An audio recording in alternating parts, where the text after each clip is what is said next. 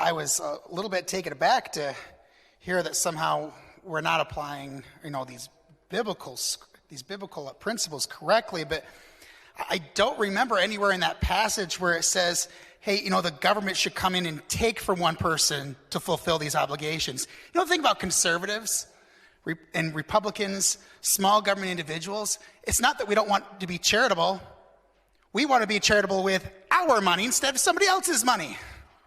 But that's not what they do over on that side of the aisle, Mr. Speaker. They instead like to go up to somebody and say, sir, we're going to need to take money out of your wallet and give it to somebody else. That's what they're all about.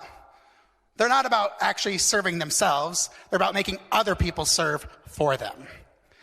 And maybe the gentle lady would like to consider that there is an entirety of Scripture and not take a single passage and try to apply it broadly. How about the fact that even in the charity in the Old Testament, even when he was said, you have to allow availability of food for the poor, said don't get everything out of your fields, don't clear your fields completely.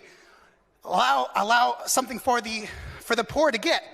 But you know what they had to do? They still had to go out there and collect it themselves. They still had to work for it. It was made available, but they had to work for it. These principles, you can't take one tiny little snippet and try to prove your point. Maybe if she wants to study the Bible more, as the representative from the 88th said, she'd be more than welcome to join us, and we can have these spirited debates about Scripture there. But, it's... Let's be real here. This is about getting people to work. We're not denying anybody anything unless they're just not willing to do what they need to do to support themselves and their families. This is about getting Wisconsin back to work.